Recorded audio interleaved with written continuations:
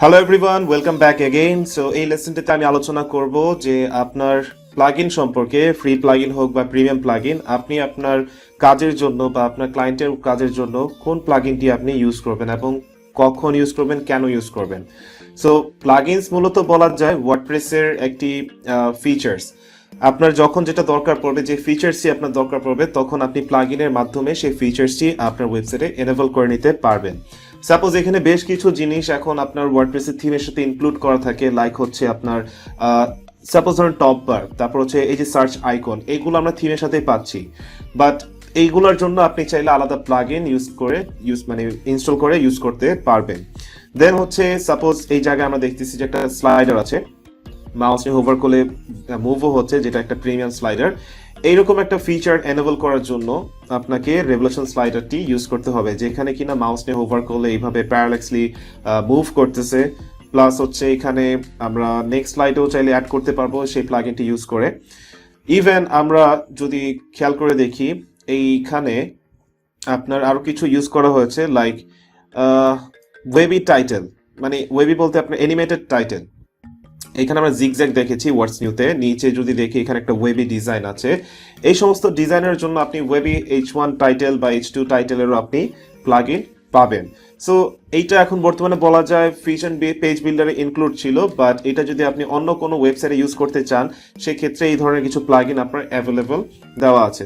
Even suppose ধরেন আরেকটা জিনিস বলি আপনাদেরকে, উপরে এখানে খেয়াল করে দেখেন প্লে বাটন একটি আছে, এখানে ক্লিক করলে আমরা সরাসরি হয়তো নতুন একটা ওয়েবসাইটে চলে যাচ্ছি। ওকে, বাট আপনি হয়তো চাচ্ছেন এখানে ক্লিক করলে একটা পপ আপ শো করবে, তাই না? পপ আপ শো করলে তখন পপ আপের মধ্যে সেই ভিডিওটি প্লে হবে। ফর দ্যাট রিজন, মানে for that feature, you have to install a plugin. Pop up maker নামে একটি প্লাগইন আছে, বা পপ আপ বিল্ডার নামে একটি প্লাগইন আছে। সেই সমস্ত প্লাগইন আপনাকে এনেবল করে দিবে এই ধরনের ফিচার্স। আচ্ছা, এবার আরেকটা জিনিস বলি যে আপনি প্লাগইন চুজ করবেন কিরকম প্লাগইন। সো আমি একটু ড্যাশবোর্ডে ব্যাক করি, like feature plugin, free plugins এর রিপোজিটরিতে একটু যাব, যেখানে আপনাদেরকে এক্সপ্লেন করব যে আপনি বেস্ট প্লাগইন কিভাবে চুজ করবেন। রাইট নাও আমি যদি সার্চ করি, সাপোজ আমি এখানে সার্চ প্লাগইনসে গিয়ে সার্চ করলাম জাস্ট ফর্ম। আমার ওয়েবসাইটে কন্ট্যাক্ট পেজে একটি ফর্ম দরকার, ইনপুট ফিল্ড সহ, যেখানে আমাদের অ্যাকচুয়ালি ফর্মে তো ইনপুট ফিল্ডই থাকে, যেখানে first name, last name, email address, subject, then submit button থাকবে। তো আমি এখানে ফর্ম লিখে সার্চ করার পরে আমি থাউজেন্ডস অফ দেখতে পাচ্ছি, লাইক এখানে 9000 আইটেমস শো করছে, যেখান থেকে পপুলার আইটেমসগুলো উপরে শো করছে, এবং অ্যাক্টিভেট যেটা করা আছে সেটা ফার্স্টে থাকবে। তো আপনি এখান থেকে বেস্ট প্লাগইনটি কিভাবে বের করবেন বা কিভাবে চুজ করবেন? ফার্স্ট অফ অল যেটা খেয়াল করবেন যে এটার অ্যাক্টিভ ইনস্টলেশন কতগুলো আছে। সো আমি যদি দেখি কন্ট্যাক্ট ফর্ম 7-এ 5+ million active installations. Contact form by WP forms drag and drop from builder, form builder for WordPress, যেখানে কিনা 3 মিলিয়ন প্লাস অ্যাক্টিভ ইনস্টলেশন আছে। নিনজা ফর্ম নামে আরেকটি পপুলার ফর্ম আছে, যার ইনস্টলেশন আছে 1 মিলিয়ন প্লাস। এই অ্যাক্টিভেট ইনস্টলেশন যদি আপনি দেখেন, অ্যাক্টিভ ইনস্টলেশন যদি খেয়াল করেন, তাহলে আপনি বুঝতে পারবেন যে এই প্লাগইনটি কতটা পপুলার। তাছাড়া রিভিউ তো আছেই, যে রিভিউ আপনি পড়ে বুঝতে পারেন যে সেই প্লাগইনটা কতজন মানুষ ইউজ করছে এবং তারা কিভাবে ইউজ করছে বা কোন কাজে ইউজ করছে, তারা কি ফিডব্যাক দিয়েছে, তাদের মতামত অনুযায়ী বা তাদের ফিডব্যাক পরেও আপনি বুঝতে পারবেন যে এখানে এই প্লাগইনটা কতটুকু পপুলার, বা প্লাগইনটা আপনার কাজে কিরকম ব্যবহার করতে পারেন বা আপনার কাজে কিভাবে ব্যবহার হতে পারে। আরেকটা জিনিস খেয়াল করবেন, এটা লাস্ট আপডেট কবে হয়েছে। সো প্লাগইন অলওয়েজ আপডেটেড হওয়া দরকার। ওয়ার্ডপ্রেসে বর্তমানে 5 পয়েন্ট আসার পরে রেগুলার বেসিসে মান্থলি দেখা যায় 2বার আপডেট হয়ে থাকে, বা 2বার বা 3বারও হয়ে থাকে মান্থলি আপডেট। সো আপনার প্লাগইনটি, যে প্লাগইনটি আপনি ইনস্টল করতে চাচ্ছেন, সেই প্লাগইনটি আপনার লেটেস্ট ভার্সন ওয়ার্ডপ্রেসের সাথে আপডেটেড কিনা তা জানতে নিচে আপনি দেখতে পাবেন যে compatible with your version of WordPress. So এখানে ভেরিফাইড টিকমার্ক দেওয়া থাকবে যে আপনার কারেন্ট যে ওয়ার্ডপ্রেসের ভার্সন আছে সেই ভার্সনের সাথে কম্প্যাটিবল কিনা। সেরকম অনেক ব্যাকডেটেড প্লাগইন অনেক সময় দেখবেন, লাইক এই যে দেখেন redirection for contact from 7 last updated 1 month ago which is not compatible for your WordPress website. এখানে বলেই দিয়েছে যে untested with your version of WordPress.